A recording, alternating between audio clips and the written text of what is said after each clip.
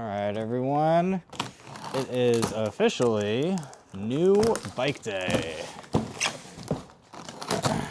Let's see what we got in store for us.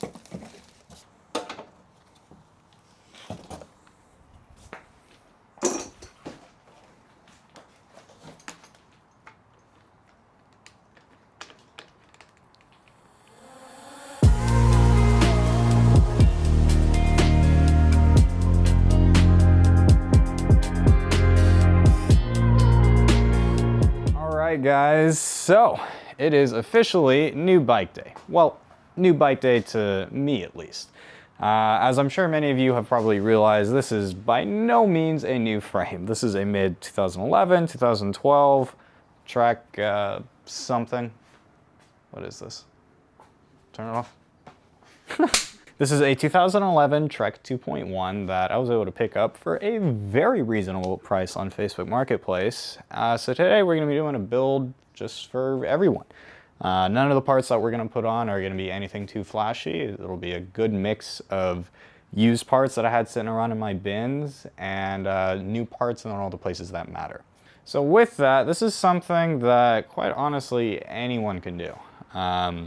This bike, very thankfully, does not use internally routed cables, so you don't need any special tools or headache to be able to get all those things mounted on.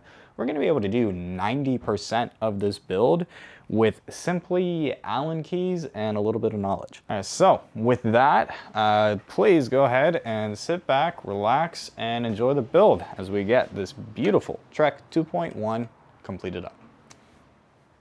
All right, so obviously, this bike did not come into us from the mail. I picked this up a few weeks ago, finally got all the parts accumulated, so we're gonna go ahead and start the build. The first thing we're gonna do is replace the headset that it came with. Kind of interestingly, let me show you this. It came with a Cane Creek headset bearing top cover. That's the piece that goes right over here. But these are definitely not Cane Creek bearings. Just some random, no-name printed things on them. And if you listen closely, can you hear that grinding? These guys aren't in the best of shape. So I just looked up the types of bearings that they are, you know, a little bit of measurements, and picked us up a new set. These were very, very inexpensive. No need to go with the name brand stuff. Even the simple things work fine. Truthfully, for how this bike is gonna get used, it doesn't need to look super pretty. It's already covered in a very nice patina of love and scratches in use. So putting on something super shiny is not at all necessary for it. And for how this bike is gonna get used, it really doesn't need the nice stuff. These are going to perform to 92% of what anything from the top end would.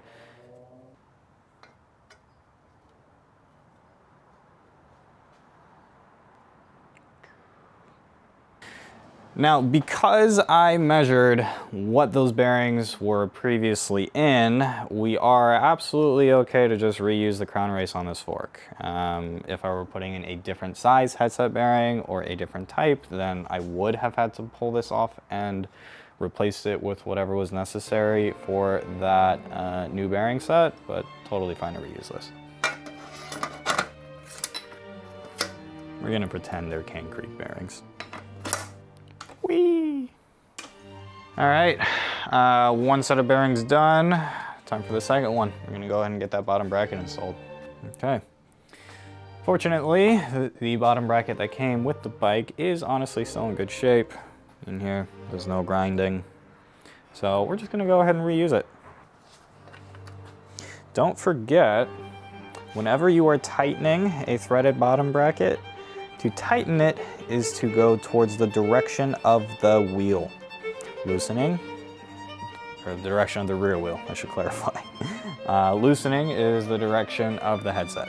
So if you're spinning towards the back of the bike, you know you're tightening no matter which side of the bottom bracket you're doing first.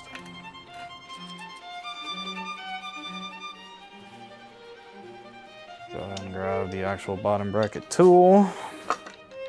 Just firm, doesn't need to be torqued down like crazy.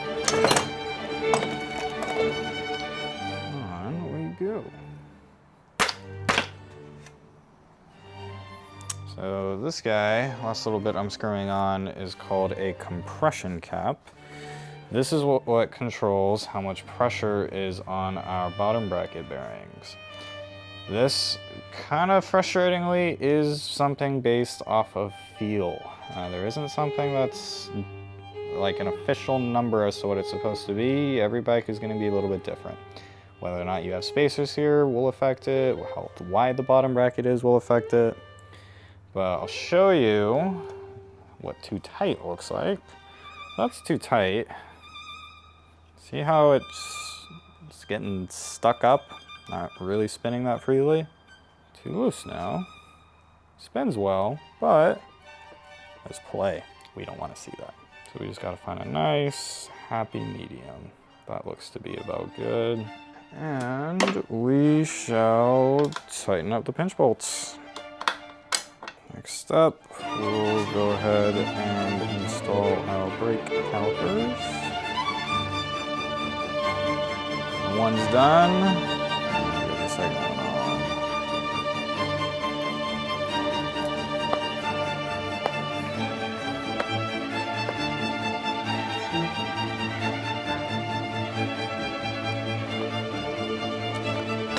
Starting to look like a bike now, huh? Yeah.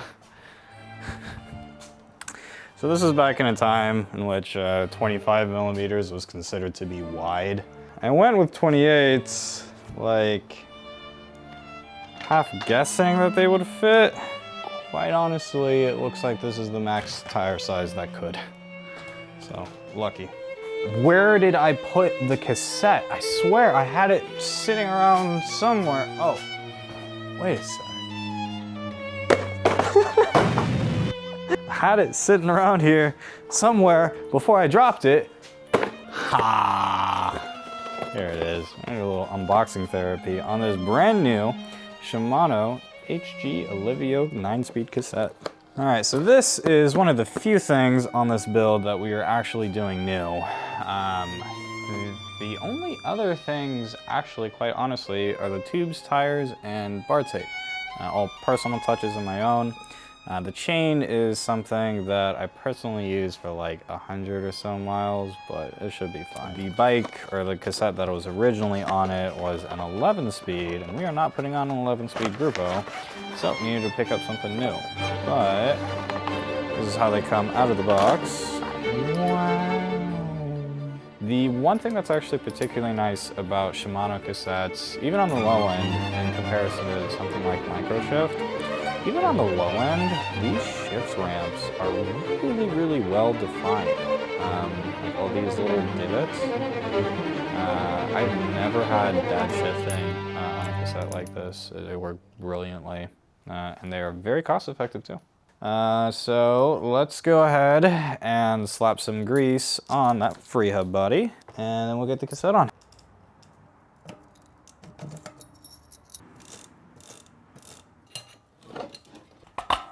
And you know what? I think we need to put on some spacers. Way too much play in that. You can't always predict everything or know off the top of your hand little spacers and adapters and other little bits you may need until you actually start the process.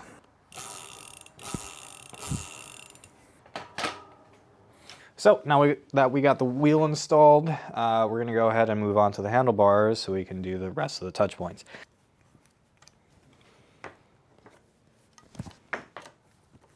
So remember earlier when I was saying that whenever it comes to frame builds, there's always gonna be things you can't anticipate happening? This is one of them. So the random derailleur that I pulled out of my parts bin, that don't fit.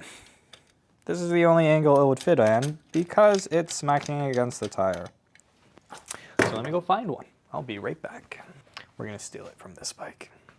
Bonus perk, now we're gonna actually have a completely matched Sora drivetrain. So this one is not as badly used as the Alivio was. The Alivio I did a lot of mountain biking on, but this guy will suit our purposes, and we should be sitting pretty here.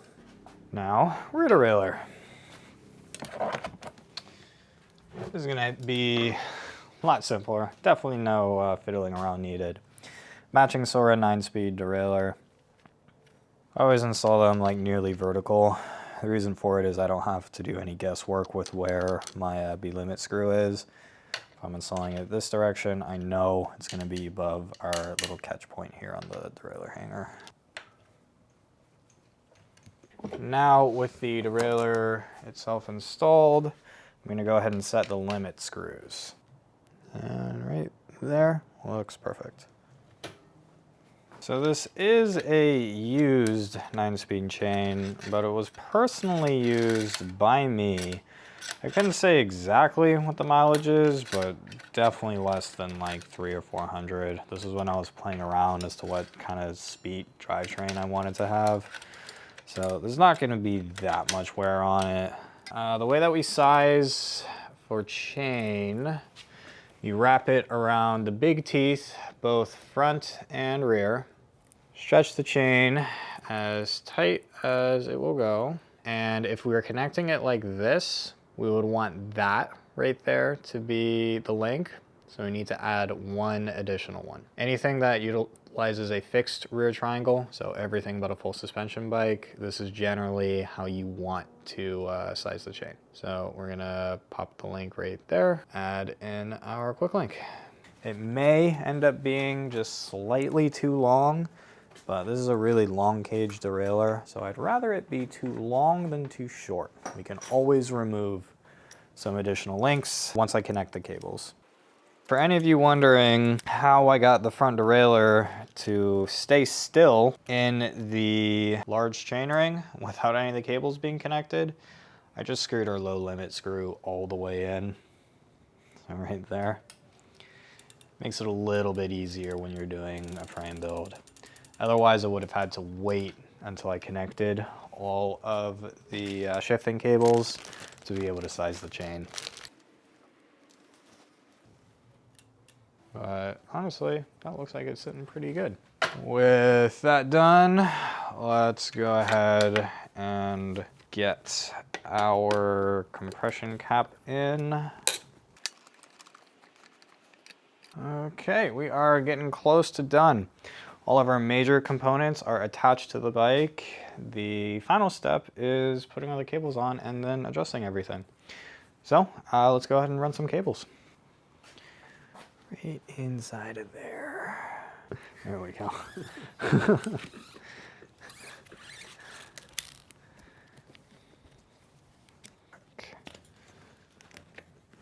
Okay. Now we need brake cables and housing. So let me go and find those. We're gonna use these. Yeah. Plug. So this would be for a flat bar bike. See that little N shape there? That is to clip into a different style, anything with a flat bar. This is the end that we need. Road bike and cable fitting. So we're just gonna go ahead and clip these off. Glad I have a magic third hand to pick up my trash for me.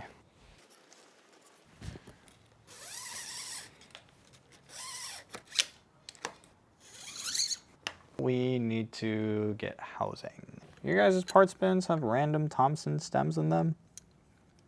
Leave a comment if you'd like this stem shipped to you. Oh, you know what? I have both brake and... Huzzah! Shift housing, brake housing. The real question is if this needs a ferrule in the housing. If I were smart, I would have did this before I put in the cables. You know what, actually I still can. Because would you look at that, I have another set of shifters on another handlebar. And it looks like the answer is no, they do not need ferrules. I'm just gonna do a little mock fit here for how long we want this cable. That looks good.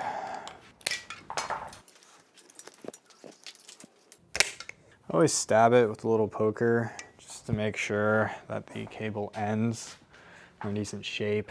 So So right now it's like all crimped up, but as soon as I poke it, I got a nice big hole for the cable to run through.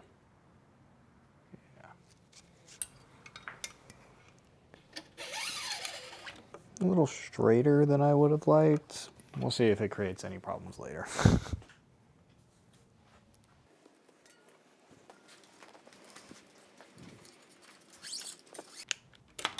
You always want to build a nice, healthy loop within your rear derailleur routing, so there's nothing too tight for the cable to pull against.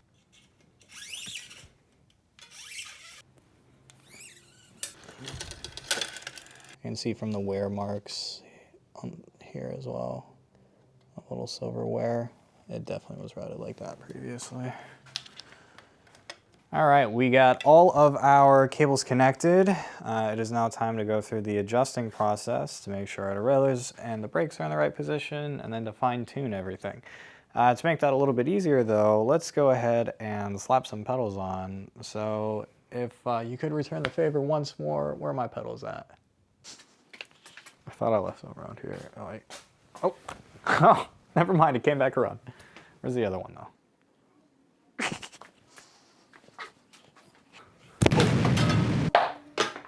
Right here. Slap some grease on these bad boys.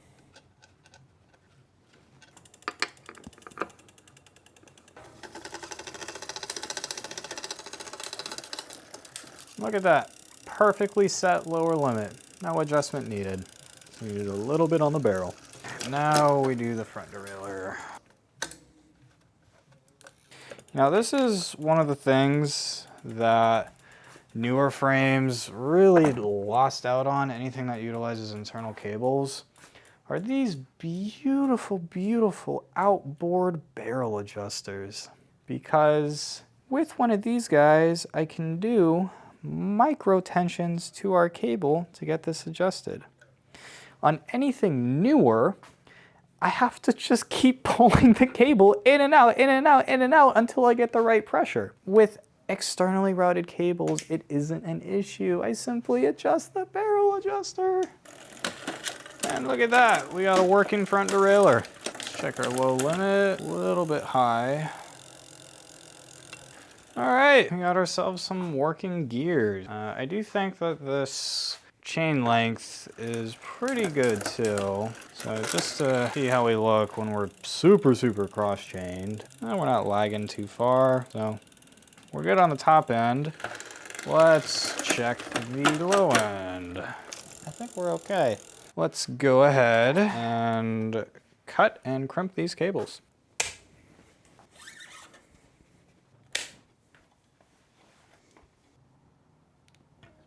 What? It's a different size. Came off of a newer model bike than what this is. So the post just isn't quite tall enough to like have good pad contact with the braking surface of the wheel. I am gonna do something that I would never do on a client's bike. The answer is no, that did not get far enough. Okay. We're just gonna go ahead and finish up the remaining touch points of the bike. So first thing is installing bar tape. Where did I leave it? Haha! World's most comfortable bar tape is not an overstatement. Love when things I drop magically reappear from the sky. Amazing how that happens.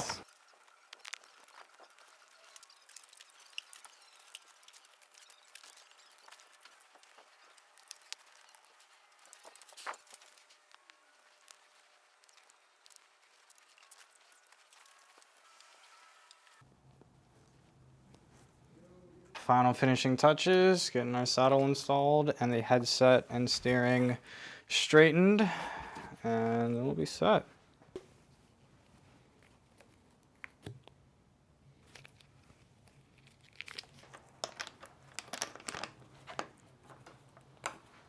Our saddle positioned correctly, the handlebars positioned correctly, and then we'll be ready for a ride.